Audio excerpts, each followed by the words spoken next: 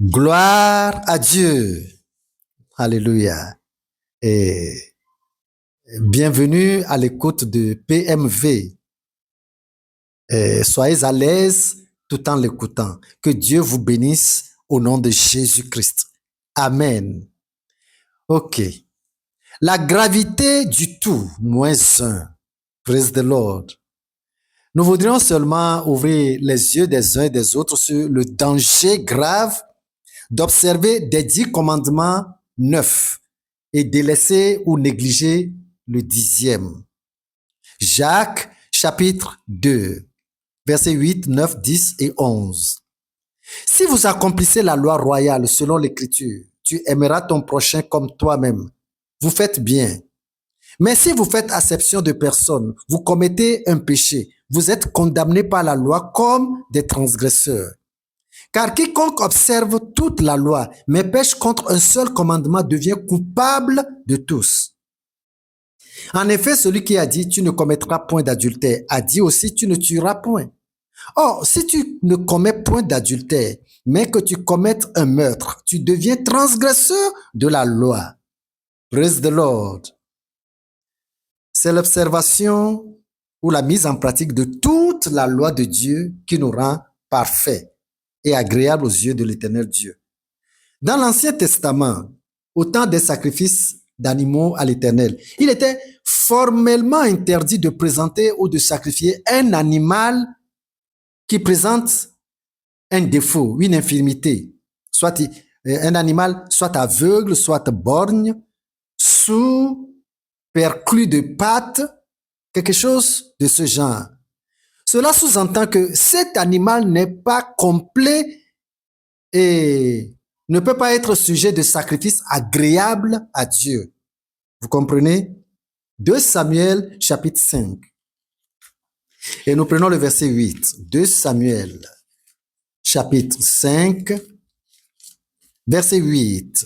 Vous y êtes là, verset 8. Et ici, je lis seulement la dernière phrase. 2 Samuel 5, 8. C'est pourquoi l'on dit, l'aveugle et le boiteux n'entreront point dans la maison. Alléluia. Nous considérons qu'il s'agit de la maison du Seigneur. Et nous devons noter bien qu'il ne s'agit pas de l'aveugle ou du boiteux physique, mais plutôt de l'aveugle et du boiteux spirituel maintenant, selon la nouvelle réforme en Jésus-Christ. Cela démontre l'incomplétement d'une vie chrétienne. Donc, cette vie chrétienne incomplète est inacceptable dans le royaume des cieux. C'est ce que l'apôtre Jacques nous explique. Retournons encore à son épître, n'est-ce pas, en Jacques chapitre 2. Et une fois encore, nous prenons le verset 10. Jacques chapitre 2, verset 10. Car quiconque observe toute la loi, mais pêche contre un seul commandement, devient coupable de tous. Alléluia. Nous allons vous conduire dans le développement pour vous faire comprendre la gravité de tout -1. Marc chapitre 10. Marc chapitre 10, les versets 19, 20 et 21. Verset 19. Tu connais les commandements. Tu ne commettras point d'adultère. Tu ne tueras point. Tu ne déroberas point. Tu ne diras point de faux témoignages. Tu ne feras tort à personne. Honore ton père et ta mère. Il lui répondit, Maître, j'ai observé toutes ces choses dès ma jeunesse. Jésus l'ayant regardé l'aimant et lui dit, il te manque une chose. Praise the Lord. On s'arrête là. Il te manque une chose. Ce jeune homme riche ne pouvait pas imaginer que de toute sa marche chrétienne s'y trouvait un handicap, une coquille dure à casser. Et lui-même, avec fierté, il exposait sa vie chrétienne avec toute la gravité qu'il courait, faute d'une seule chose pour le complètement. Et la seule chose qui manquait à sa chrétienté était, n'est-ce pas, la charité, la générosité. la compassion, la bienfaisance. C'était très difficile pour lui de faire du bien à son prochain. Il ne pouvait pas le faire parce qu'il manque cette disposition. Et il faut noter que c'est ce moins un seulement qu'il avait écarté du royaume des cieux. Dommage pour lui. Vous connaissez Judas Iscariote. Sinon, il est bien comme chrétien. Quand il allait se convertir, il s'était donné totalement, n'est-ce pas, à suivre Christ partout comme les autres. En régularité, dans les réunions, il était bien. En évangélisation, il était bien. Les démons même fléchissaient au nom de Jésus-Christ devant lui. Mais c'était seulement le manque de fidélité à Dieu qu'il avait écarté du royaume des cieux. Et son infidélité là englobait et le mensonge et le vol, la cupidité, n'est-ce pas, comment on l'appelle, le mercenariat, la traîtrise. Voilà. Donc c'était cette coquille dure à casser qu'il avait écartée du paradis. Vous connaissez la parabole des 10 vierges, donc, dont, n'est-ce pas, 5 étaient folles dans Matthieu au chapitre 25. En vérité, les 5, n'est-ce pas, qualifiées de folles là, étaient folles de négligence, ou bien folles en négligence. Pas de considération pour les choses précieuses qu'il faut toujours faire à temps. Tout se faisait avec esprit de retard, avec, n'est-ce pas, nonchalance. Rien ne pouvait se faire avec ponctualité. Aucun conseil ou exhortation n'arrivait pas à briser cette coquille de nonchalance. Et c'était ce seul manque de ponctualité qui avait disqualifié ces 5 vierges folles. Sinon, sur la liste des fornicateurs, vous ne les verrez jamais. Sur la liste des hypocrites, jamais vous ne les verrez. Sur la liste des filles sexy, vous ne les verrez pas. Tout ce que ces 5 filles vierges n'arrivaient pas à faire est la ponctualité, le readiness en toutes choses et en tout temps pour Dieu.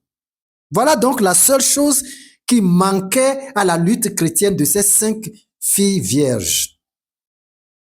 Et c'est pour cela qu'elles étaient écartées du royaume de Dieu, parce qu'il leur manquait une seule chose. Qu'est-ce que le Seigneur Jésus nous dit avec insistance? Allons-y en Marc au chapitre, n'est-ce pas, 13. Quelque part en avant, Marc chapitre 13, c'est-à-dire 3 chapitres après. Verset 33. Prenez garde, veillez et priez, car vous ne savez quand ce temps viendra. Amen. Alléluia.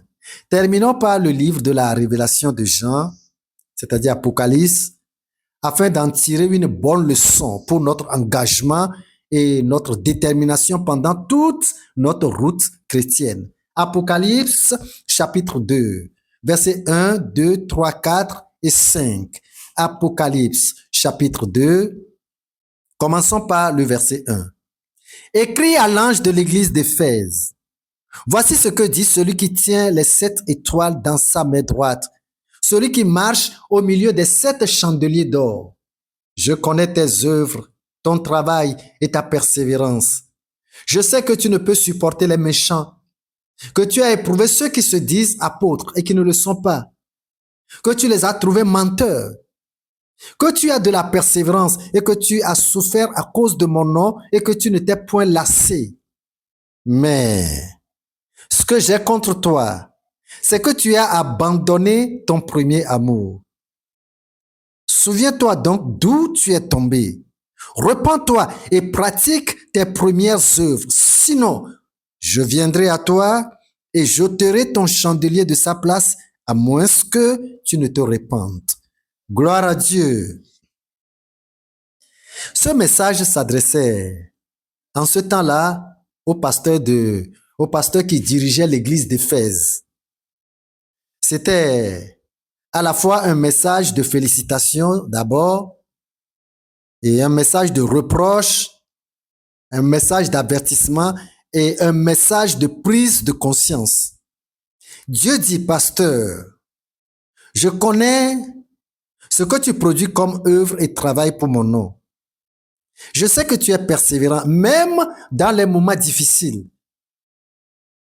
que tu es violemment contre tous ceux qui viennent s'établir en prophètes, quoi qu'ils ne le sont pas, afin de séduire mon peuple et s'enrichir sur le dos de mon peuple.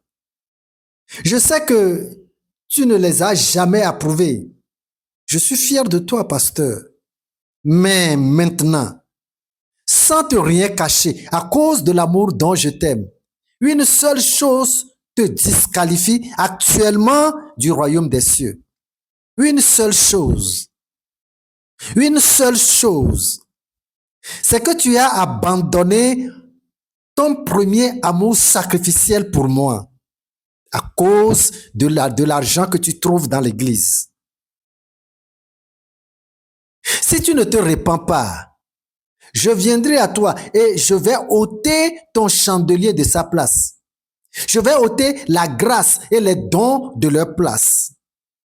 Je vais ôter la place et ton nom nouveau n'est-ce pas, du royaume des cieux. Praise the Lord. Ça, c'est l'urgence de l'heure pour ceux qui ont des oreilles pour entendre. Mais pour les autres, le sort prévu pour eux leur répondra. Plaise à Dieu que vous et moi ne soyons pas de ce reste au nom de Jésus-Christ. Alléluia. Que Dieu vous bénisse. Et vous savez, partager ce petit message de vie avec les autres serait une preuve de votre amour pour Dieu. Alléluia. Une fois encore, que Dieu vous bénisse. Amen.